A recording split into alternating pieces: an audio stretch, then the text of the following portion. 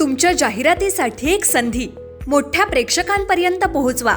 व्यवसाय असो किंवा इव्हेंट, विकासनामा सोबत जाहिरात करा. स्क्रीनवरील नंबरवर आजच संपर्क करा. विकासनामा, तुमचा आवाज, तुमची जाहिरात. तसंच विकासनामाला सबस्क्राईब करा आणि अपडेटेड रहा. मुंबई आणि एमएमआर म्हणजे कोण आलं? नवी मुंबई आपण सर्व अंबरनाथ वगैरे इकडचा सर्व शहरी भाग आला. म्हणजे या ठिकाणी तुम्हाला एवढंच सांगायचं आहे की बोलायचं तर रेटून बोलायचं. आणि काय बोलतात त्याला की आपले निजच्या जीवावर काही घेऊन बोलायचं. म्हणजे आता त्या दिवशी तर एवढा सुधाकर सोनवणे एवढा आव असून बोलत होता की जसं काही झोपडपट्टीचा मसियाच आहे, जसं काही यांनी स्वतः GR घेऊनच आलाय. आता स्वतः ते CM साहेबांचं विधानसभेतला जो ठराव झाला तो कॅबिनेटचा ठराव झालेला CM साहेबांनी विधानसभामध्ये निवेदन केलं. म्हणजे CM साहेब कुठे आहेत का? मला आनंद आहे आज ठाण्यामध्ये, मुंबईमध्ये CM साहेब असतील, गृहनिर्माण मंत्री आणि उपमुख्यमंत्री एकनाथ शिंदे साहेब असतील, त्यांच्या माध्यमातून झोपडपट्टीचं संघटन नष्ट करायचं प्लॅनिंग चाललेलं आहे. आणि चांगल्या पद्धतीने झोपडपट्टीला कसं तरी म्हणजे चांगलं झोपडपट्टीवाल्यांना चांगलं रेग्युलाइज करून घरं देण्याचा प्रयत्न चाललेला आहे. आम्हाला तुम्हाला सांगायचं एवढंच होतं का हा जो मेडकर आणि सुधाकर सोनवणे यांनी ज्या पद्धतीने त्यांचं तुम्हाला लॅपटॉपवरती त्यांचं बोलणं पण दाखवलं. म्हणजे CM साहेब काय बोलतात आणि हे काय बोलतात यांनी करायला पाहिजे ना.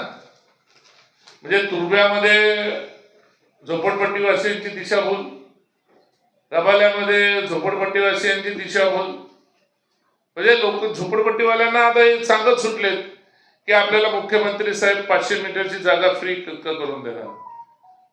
म्हणजे जागा आपल्या नावावरती करणार आहे आणि 1500 फुटाची पण आपल्या नाव. ह्या भोईर साहेबांनी सांगितलं तसा तो कायदा आपल्या शहराला लागू नाहीये.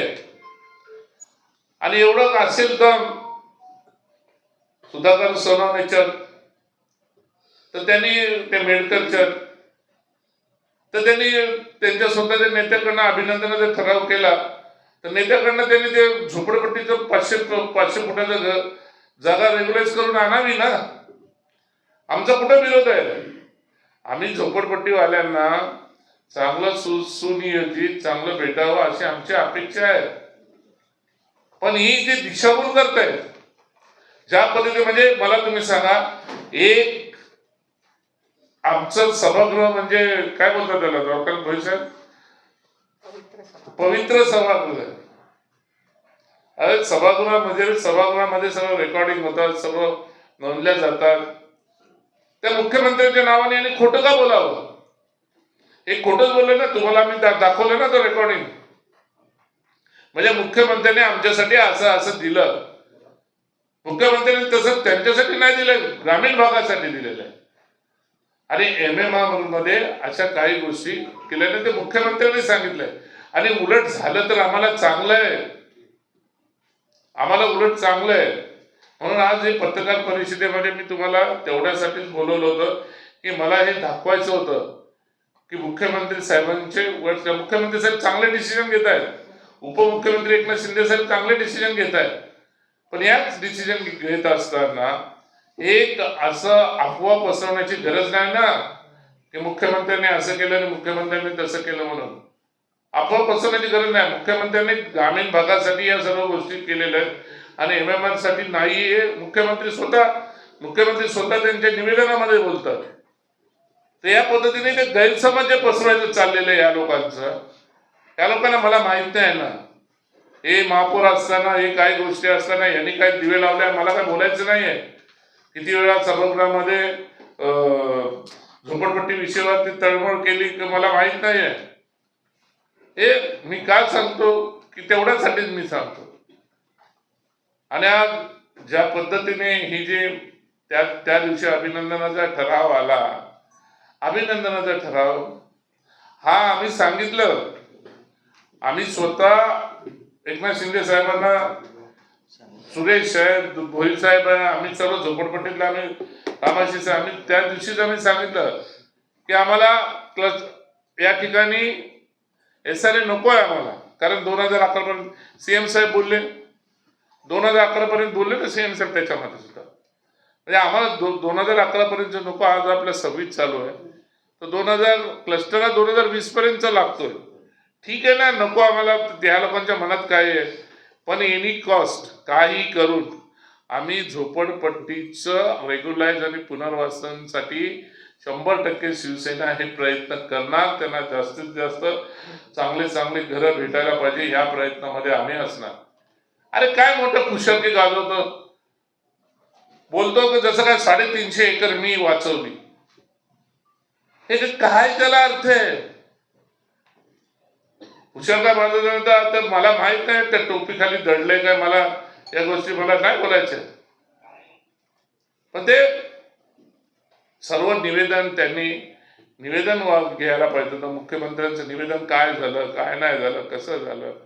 पण सभागृहामध्ये दिशाभूल, चांगल्या पवित्र जागे अशी दिशाभूल करणे हे असं ज्येष्ठ झोपडपट्टीतले आमचे नगरसेवक, त्यांना आम्हाला शोभनीय नाही. म्हणजे हे CM साहेबांना तो मेडकर, आज हळकुंडाने पिवळे झालेले लोक जसं काही मसिया बनायला चालेल. आम्ही पण काम करतो तो झोपडपट्टीसाठी, आम्ही बोलत नाही. सुरेश करतो, द्वारकानाथ भोईर साहेबांच्या इथं पण काही प्रमाणामध्ये स्लम आहे, ताईच्या इथं आम्ही रामाशीष आहे, आम्ही पण करतो. आम्ही काही वल्गना करत नाही. आम्हाला फक्त झोपडपट्टीवाल्यांना न्याय मिळाला पाहिजे, या मताचा मी आहे. ते रेग्युलाइज व्हायला पाहिजे, या मताचा मी आहे. आता ते बोलतायत ना, चला आता त्यांच्या तोंडून निघाले 500 मीटरची जागा नावावर करून देणार.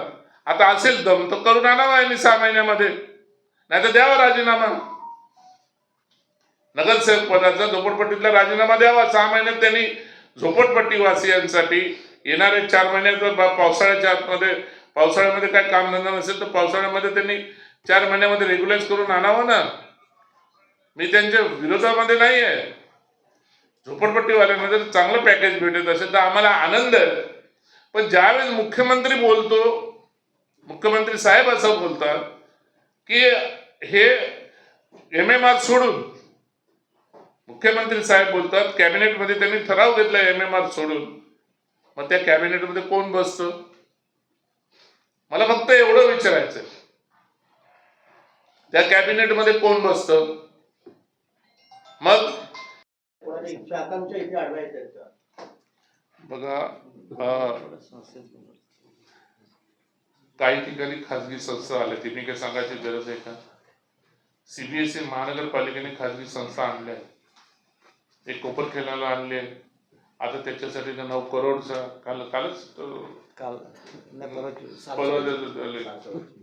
म्हणजे 9 करोडचं स्थायी त्यांना मेंटेनन्सचा खर्च आला.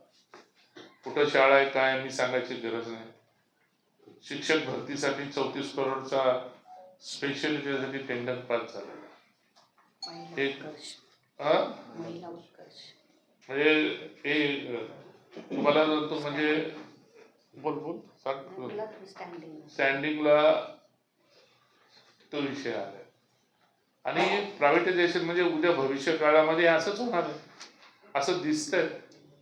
असं ती रेलचेल तशीच आहे. ठीक आहे ना, CBSEच्या शाळा चालू करा, नवीन शाळा चालू करा, पण मराठी बंद करून, मराठी शाळा बंद करून, त्या ठिकाणी माझं म्हणणं काय, तुम्ही मराठी बंद न करता काय करायचं ते करा. त्याचं आमचं तो एका बाजूला प्रयत्न चालू आहे. आज झोपडपट्टीवाल्यांवरती किती प्रेम आहे मी नाही सांगायची गरज आहे. हे याच्यावरूनच दिसून येते.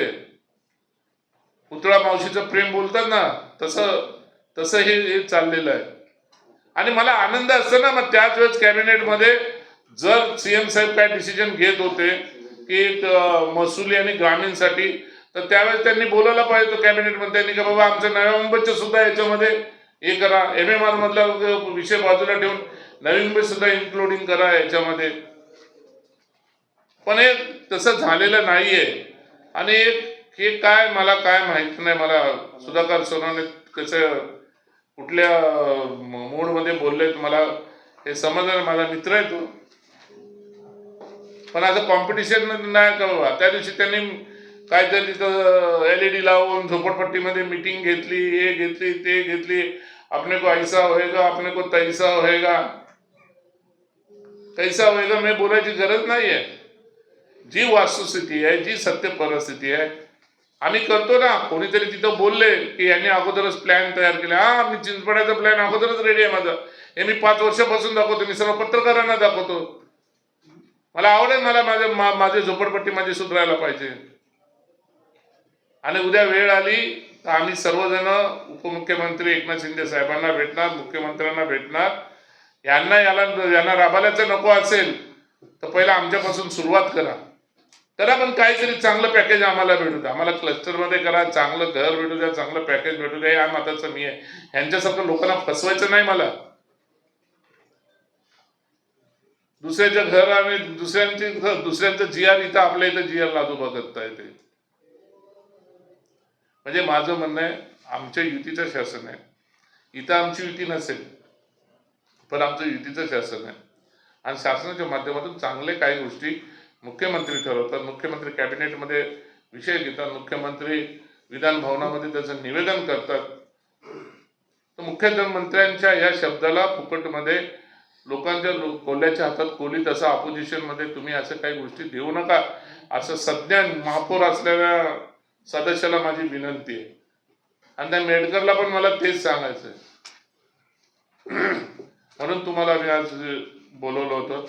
तो एक विषय होता. धोरण भोईर साहेबांनी ज्या पद्धतीने तुम्हाला सांगितलं,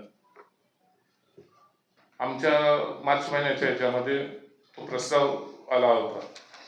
20 मार्चला तो प्रस्ताव आमच्याकडे आला, शिक्षण धोरण हे झालं. आम्ही त्या दिवशी त्यांनी ज्या पद्धतीने शिक्षण धोरण चालू केलं, आता काल मला ते अभिजित देसाईचं मला मला त्याचं मी कौतुक करतो. त्यांनी काल बोलता बोलता एका ह्याच्यात बोलून गेला तो, महिला मंडळांना तुम्हाला कपडे द्यायला, शिवायला द्यायला महिला बचत गटांना हे वाटते, आणि महिला मंडळाच्या माध्यमातून तुम्ही शिक्षकांची भरती करता 34 करोडांनी वगैरे. चांगलं, ज्याचं जिथं पाहिजे तिचं कौतुक करायलाच पाहिजे. आता शिक्षक धोरण 20 मार्च रोजी सर्वसाधारण सभेमध्ये शिक्षण रूपांतर धोरण 2026 हे धोरण अत्यंत व्यापकप्रमाणे त्यांनी या ठिकाणी आणलं होतं. एक प्रकारे आज तुम्ही बघताय की आज महाराष्ट्रामध्ये काय चाललंय की धोरण मराठी भाषा याच्यावरती जास्त जोर चाललेला आहे. म्हणजे TV मीडिया उघडली की आपला मराठी भाषेत चाललंय. ही महाराष्ट्रामधली पहिली महानगरपालिका असेल नवी मुंबई की आज हे मराठीची गळचेपी करतात. मराठी पूर्णपणे मराठी शिक्षण बंद करायचं धोरण त्यांनी घेतलेलं आहे. म्हणजे आम्ही या शिक्षण रूपांतर धोरणाला आमचा विरोध नव्हता ना, आमचा नाही आहे. इंग्लिश मिडियम चालू करायला पाहिजे पॅरलल. एका साईडला इंग्लिश मिडियम चालू करा, एका साईडला मराठी मिडियम चालू असू द्या. पण यांनी ठरवलं की नाही, केजी पासूनच मराठी बंद, डायरेक्ट इंग्लिश चालू. हे कुठला राज्य? महाराष्ट्रामध्ये राहून जर तुम्ही मराठी पहिल्यापासून बंद करताय म्हणजे ही कुठली महानगरपालिका आहे? मेजॉरिटीच्या जीवावरती आम्हाला बोलून नाही द्यायचं. आम्ही या विषयाला आम्ही सभात्याग केला. सर्व लोकांनी विरोध करून आम्ही सर्व लोकांनी सभात्याग केला होता आमच्या सदस्यांनी. आणि यांनी मेजॉरिटीच्या जीवावर हे ठराव पास करून घेतला. म्हणजे आश्चर्य वाटतं. केजी चालू करावं ना, केजी पासून इंग्लिश मिडियम चालू करावं, त्याचं पॅरलल मराठी जे चालू आहे ते मराठी पण चालू ठेवायला पाहिजे. आमचं तेच मागणं होतं. पण नाही, यांनी पूर्णतः मराठी बंद, म्हणजे मराठी नको. म्हणजे पूर्णपणे मराठी नको अशा पद्धतीने गलचेपी यांनी चालवली आहे. इथे मराठी शिकणारी लोक नाहीत अशातला प्रकार नाही आहे. मराठी शिकणारे आहेत ना.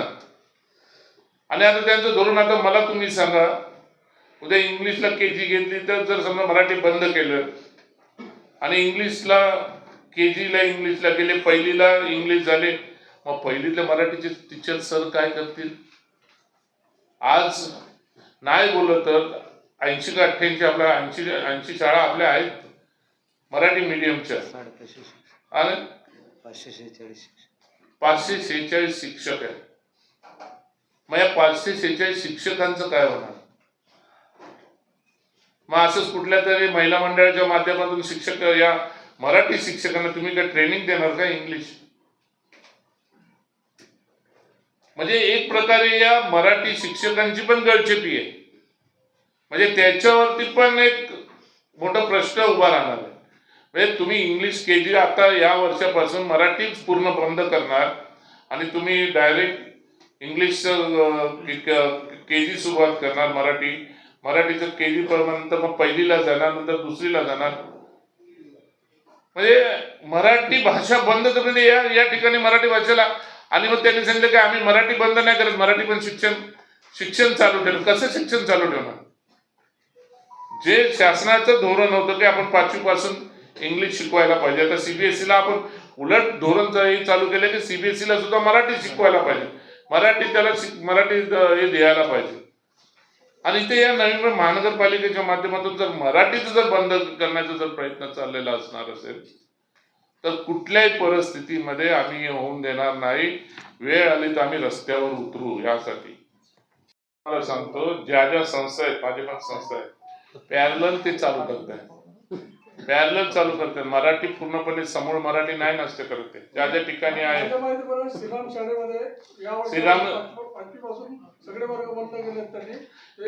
ज्या ठिकाणी त्या ठिकाणी आम्ही आंदोलन करणार आहोत. आणि तिथं पण तसं धोरण नाही आहे माझ्या माहितीप्रमाणे. त्यांनी घेतलेलं धोरण हे आहे की एक पॅरलल, जर समजा मराठीत नाही, मराठीत कोणाला नसेल घ्यायचं तर इंग्लिशमध्ये घ्या, मराठी घ्या. असं नाहीये की मराठी. आणि आज मराठी ही महाराष्ट्र शासन आहे, प्रायव्हेटचा विषय वेगळा आहे. हे तर आपलं नवी मुंबई महानगरपालिका आणि महानगरपालिकेचं धोरण आहे. हे मराठी धोरण हे शासनाचं धोरण चालतं त्याला. आणि ज्या ठिकाणी ग्रँड आहेत मराठी भाषेला, प्रायव्हेटमध्ये ज्या ठिकाणी ग्रँड आहेत त्यांना मराठी मान्यता आहे, तशा शाळा बंद करता येणार नाहीत आणि तशा आम्ही होऊ पण देणार नाही. ज्या ठिकाणी मराठी, आता माझ्याकडे मराठी मीडियम आहे, मी मराठी शाळा मी चालवतो, 5वी पासून इंग्लिश चालवतो. पण त्याला जे शासनाचे ग्रँड आहेत, ते ग्रँड आम्हाला मराठी मान्यता, पण मराठी मीडियमचीच मान्यता आहे. विषय आला होता, कपड्यांचा विषय आला होता, गणवेशाचा विषय आला होता. काल गणवेशासाठी महिला बचत गटांना द्या म्हणून काल विषय आला होता. काल भोई साहेब बोलले काय तो दुसरा डीबीटी सिस्टीम पण त्यांनी चालू केलेली होती. आमच्या इथं राबाल्याच्या तर शाळेमध्ये तर नाही मोठा हे होता का, डीबीटी तुमच्या अकाउंटला घेऊन, काही स्वतःच्या अकाउंटवरती घेऊन मग त्याच्यातून ते देत. तर डीबीटी अशी होती की सिस्टीम की प्रत्येकाच्या विद्यार्थ्यांच्या पालकांच्या अकाउंटला जायला पाहिजे होता. तर ते पालकांच्या अकाउंटला न जाता काही गोष्टी अशा अकाउंटला गेल्या जाते, त्याचे अकाउंट्स पण कल्याणच्या बँकेत ओपन झाले. जर विजय चौगुलेने काढायला बसलं तर भरपूर काय काढू शकतो. मला त्या विषयावर जायचं नाही. माझा आता मूळ मुद्दा आणि मूळ फोकस माझ्या 2 गोष्टीवर आहे. पहिला फोकस आहे मराठी वाचली पाहिजे आणि मराठी जगली पाहिजे, या मताचे आम्ही आहोत. त्याच्यासाठी मराठी शाळा या बंद नाही व्हायला पाहिजे. तुम्ही इंग्लिश मिडियम चालू करा ना, केलेत ना चालू. आम्ही काय बोलतोय का? सीबीएसईचे मनमानी कारभार चाललाय, आम्ही काय बोलतोय का? पण या मराठी या शाळा बंद नाही व्हायला पाहिजे, या मताचा आम्ही. तुम्ही याबाबत प्रशासनाबरोबर चर्चा केली, म्हणजे पर्सनली आयुक्तांबरोबर, की या ठरावासंदर्भात तुमची काय? आम्ही कोर्टात गेलोय, शिक्षणाला गेलं, आयुक्तांना पत्र दिलंय. आयुक्तांना तर काय अधिकारच नाही असं चाललेलं आहे. आयुक्त तुम्हालाच माहिती असेल की या ठिकाणी या महानगरपालिकेत पहिली महानगरपालिका असेल काय 450 काय 450 451. आता आम्हाला पहिले कलम आम्हाला वेगळे माहिती होते, आता हे वेगळे कलम आम्हाला आता पाठांतर करायला लागायला लागेल. आधी होत्या नाही का, आता म्हणजे काय तिथे आयुक्त बसला, आयुक्ताचं काम काय, आता हे सभासद त्यांना सांगायला लागलेले आहे. म्हणजे जो मनुष्य IAS ची परीक्षा पास देऊन येतो त्याला शिकवायला काय लोक लागलेले आहेत. त्या दिवशी तुम्हाला ते दिसलंच असेल. आम्ही पण सदस्य आमच्या शाळेत आमच्या स्वतःच्या ह्याच्यावरती की कोणाचे हे नाही यायला पाहिजे, पण एवढं पण नाही, त्या आयुक्ताचं काही चालत नाही असं चाललेलं आहे प्रकार. सभागृह आय कॉन्टॅक्ट न चालतं असं तुमचं म्हणणं आहे? नजरेनं चालतं असं म्हणणं आहे तुमचं? नजर आपण या गोष्टीवर आम्ही काय बोलत नाही, त्या विषयावर जायचं नाही, तो वेगळीकडे जाईल तो विषय. बघा जो काय चालतो तुम्ही पण वरून बघता, आम्ही तर खालून बघतो. आमच्या वरती तुम्ही तर वरून बघता तुम्ही, आणि तुमच्याकडे तर स्पष्ट दिसते, तुम्ही वरून माणसं पण दिसतात, तुम्हाला TV पण दिसते. ठीक आहे, त्या विषयावर तुमच्या जाहिरातीसाठी एक संधी मोठ्या प्रेक्षकांपर्यंत पोहोचवा. व्यवसाय असो किंवा इव्हेंट, विकासनामा सोबत जाहिरात करा. स्क्रीनवरील नंबरवर आजच संपर्क करा. विकासनामा, तुमचा आवाज, तुमची जाहिरात. तसंच विकासनामाला सबस्क्राईब करा आणि अपडेटेड रहा.